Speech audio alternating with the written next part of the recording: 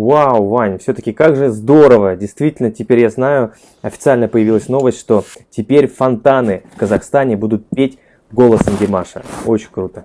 Знаешь, что я подумал? У нас же в Питере есть Петергоф, вот, и Да. Кассетку кажется, хочешь занести? кажется, что да, там есть неплохая идея для открытия фонтана, вот. Ну и для Дня Нептуна, День Нептуна же отмечают там, можно, я Да, думаю, что да. устроить небольшой праздник. Да мне кажется, и если Самсон запоет голосом Димаша, будет тоже очень неплохо. Самое время поприветствовать друзей канала Алга Петербург. Сегодня пятница, а это значит беседа с Ваней Червинским. Будем обсуждать самые интересные новости этой недели. Ну Ты готов, Вань? Да, я даже первую новость хочу закинуть тебе. Значит, это альбом казахских песен. Я знаю, что ты большой поклонник песен на казахском языке, вот, и даже я знаю, что ты на припате одну из них исполнял. Правда, забыл слова, но ничего страшного. Вот. И поэтому, друзья, хочется всех нас поздравить с вами и объявить о том, что появится наконец-то альбом казахских песен. Есть еще небольшой инсайт, но пока что, наверное, нельзя громко об этом говорить. Это клип. Потому что пока что эта информация у нас есть, но она не подтверждена. Кстати, спасибо, дорогие друзья, что присылаете нам на наш WhatsApp. Он сейчас внизу экрана. Присылайте на наш WhatsApp очень интересные новости и очень интересную информацию. Нужно добавить, что Димаш действительно начал работу с известным казахским композитором Куатом Шильдибаевым. Это один из маэстро Казахстана, который работал с Батырханом Шукеновым. Вот, поэтому альбом обещает быть, как обычно, популярным и успешным. Вот. А вот по поводу, кстати, моих песен на казахском языке. Ты знаешь, Вань, проблема была не в том, что я забыл текст, а в том, что там очень много сложно произносимых слов. И, как оказалось, я не один столкнулся с этой проблемой. Вот Марина Иванова пишет. Пытаюсь выучить на казахском языке песню «Махаббат Бермаган» уже 4 дня. Никак не могу вставить в текст буквы «г» и «к». Замучилась. Как у них это получается? Интересуется Марина. А я думаю, что мы можем порекомендовать Марине сходить посетить пару уроков к Хамзе, к нашему другу, потому что у него, мне кажется, уже что там целый полноценный курс, и любой человек может прийти и понять. Вань, а давай пригласим его к нам в гости. Пусть он проведет и для наших друзей какое-нибудь, может быть, занятие, чтобы мы как-то лучше стали разбираться в казахских песнях, потому что, судя по всему, на ближайшие годы это абсолютный тренд, и чем быстрее мы освоим это, тем лучше. Давай, слушай, мне кажется, хорошая идея, поэтому ждите, друзья, в ближайшее время онлайн-беседу с Хамзе, с нашим другом. Правда, единственное, что я, наверное, думаю, что темой нашей беседы будет как раз казахский колорит, казахские песни, потому что я видел, что он на онлайн-беседе нашей с Дмитрием Лебедевым, которую мы, кстати, тоже сделаем на следующей неделе, повторим. Хамзе там писал очень много интересного про Самалтау, например, песню. Я думаю, что ему будет что рассказать. Отлично. Тогда переходим к следующей новости. Алла Духова, бессменный руководитель шоу-балета «Тодос», дала интервью официальному порталу Димаша, Димаш Ньюс, где выходят самые свежие, самые интересные новости Димаша. И в этом интервью был вопрос в том числе о Димаше. Поэтому, кто не видел, у нас есть новость, обязательно посмотрите, а лучше почитайте это интервью полностью, узнаете много интересного. Я знаю, что вот балет Тодос, мне кажется, он монополистом стал в последнее время, и все, кто выступает в России, у них у всех Тодос. Ну чего стоит одно выступление Ильдара Гайнутдинова, помнишь, во время московского концерта на песне «Мадемуазель Хайд». До сих пор люди не могут забыть, насколько чувственно это было исполнено. И, разумеется, Тодос – это просто высший пилотаж на сегодняшний день в области танцев. Я тебе могу сказать, что один раз я был на концерте и видел, как они готовятся. Я приехал тогда, это было в БКЗ, я приехал тогда по-моему, за 4 часа или за 3 часа до концерта, и они были в зале все это время, все эти 3 часа до концерта, они разминались. Артист вышел, одну песню прогнал, потом такой, все в порядке, все отлично. А все остальное время Тодес прогоняли танец. Вот. Классно. А концерт какого исполнителя был? Хочу узнать. Татьяны Булановой. Отлично. У вас прекрасный вкус, Иван.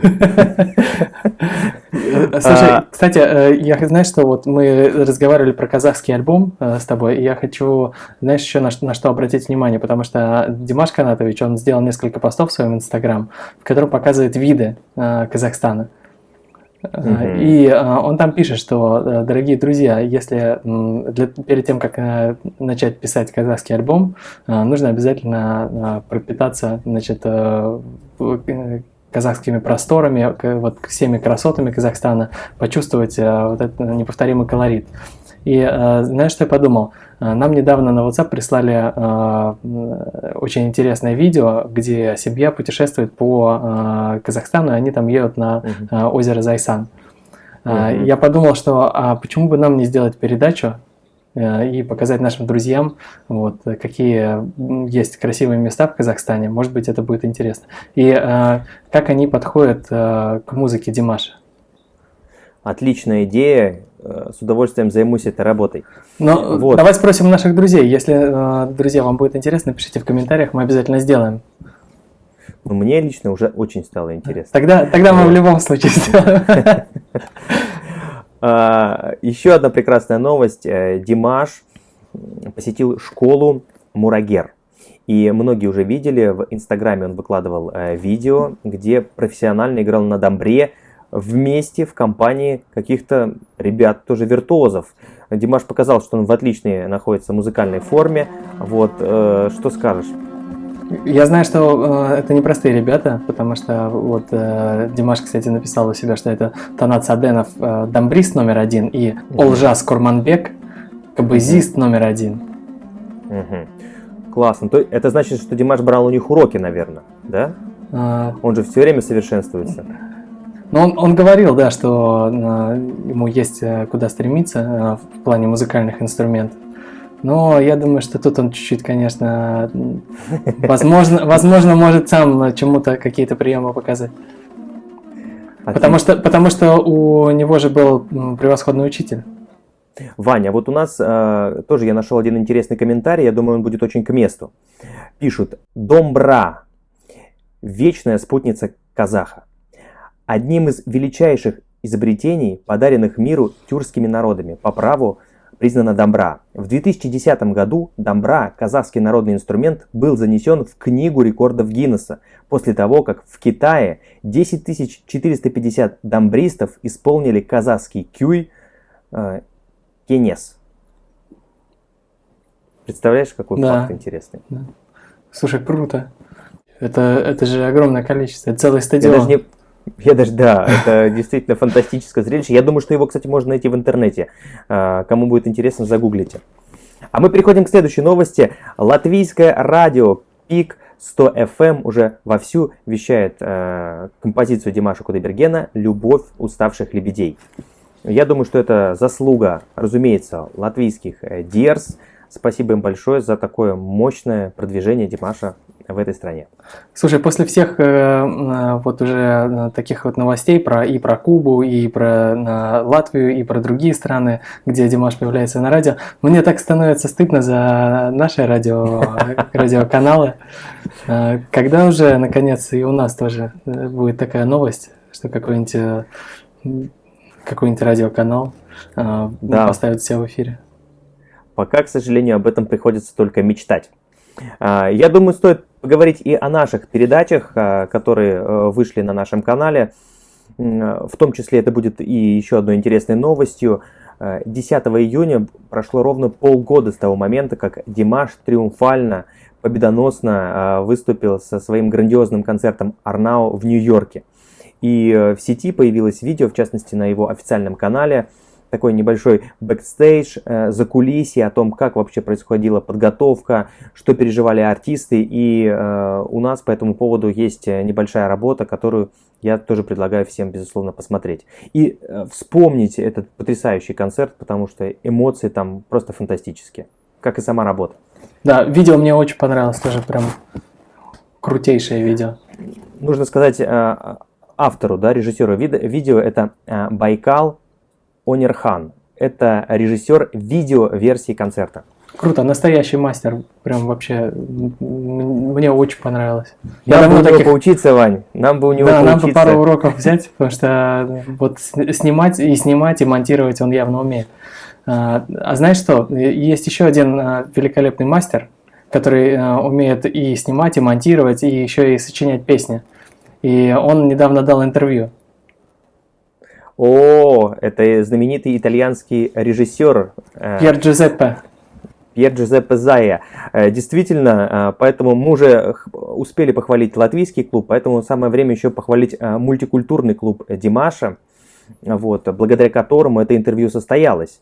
И надо отдельно похвалить Эстер. Это человек, который, собственно, организовал это интервью и его провел блестяще. И какие вопросы интересные, и как вот получилась такая ненавязчивая атмосфера. Это вот прям такой формат интервью, который хочется смотреть несколько раз. Я когда узнал, что для Эстер это был дебют, я не поверил, потому что настолько здорово было сделана эта работа, очень легко, очень душевно. Пьер Джузеппе как будто вот с друзьями пообщался, все выложил, да, знаешь, как на духу. А это говорит о профессионализме человека, который брал это интервью. Да, ну было круто. Друзья, кто еще не видел, посмотрите. И можете еще, кстати, посмотреть обзор на нашем канале в исполнении великолепного Александра Карельского. Ссылка будет в подсказках и в описании. И следующая тема, которую я хочу затронуть, это молодые таланты Казахстана. Потому что мы давно к этой теме не возвращались, а оказывается, Данелия тут выступила и очень успешно. А тут это где? А на X-Factor. Тут на X-Factor. Я тут просто, да, смотрел эту новость, и если я правильно понял, то это американское шоу, в котором Данелия Тулешева просто поразила всех, начиная от жюри до зрителей, которые стоя просто рукоплескали этому юному дарованию. И, разумеется, мы в очередной раз ей загордились, потому что мы же познакомились с ней во время другого конкурса, насколько ты помнишь, The World's Best, который тоже проходил в Америке. У этой девушки определенно тоже большое будущее, поэтому если нашим друзьям будет интересно, предлагаю последить за развитием этого конкурса, потому что Данелия только-только вот вступила в борьбу. Ну, мне понравилось, знаешь, что я хочу сказать? Мне понравилось, как там все удивлялись, потому что они же не знают Данелию, мы-то уже знаем. Ну, конечно, выходит хрупкая девушка, вот, такая, вот, от которой, ну, а потом вот такое выдает своим голосом, понимаешь, что даже удивляешься, диву даешься. Это Казахстан, Вань. Да, можно сказать, что вот зная ее, еще много будет сюрпризов у зрителей этого шоу. И, кстати, вот она молодец, что продолжает работать. И я сразу вспомнил еще про разных казахстанских исполнителей, например, Ержан Максим. Интересно, он, наверное, тоже сейчас что-то планирует как-то продолжить, получается, свою поступь по миру, да, по мировой эстраде. Ждем, конечно. Адельхан Макин тоже давно что-то его не видно. Наверное, ребята во время карантина очень серьезно готовятся и сейчас будут удивлять. Да, так что тоже будем ждать, конечно, от них новостей. Ну и в завершении нашего выпуска хочу рассказать о том, что у нас завершилось голосование на самую прослушиваемую песню Димаша Кудайбергена в мае месяце. У меня уже готовы результаты, поэтому специально этой теме мы посвятим отдельную передачу. Не пропустите, через пару дней она появится в эфире. Да, друзья, а мы с вами увидимся, получается, уже завтра. А может и сегодня. Всем пока. Пока.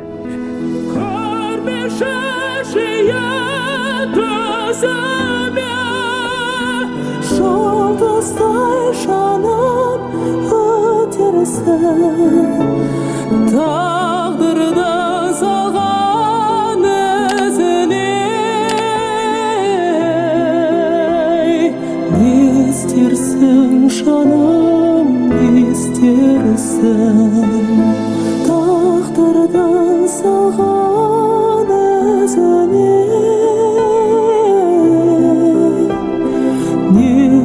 isтерсің, жаным, не істерсің?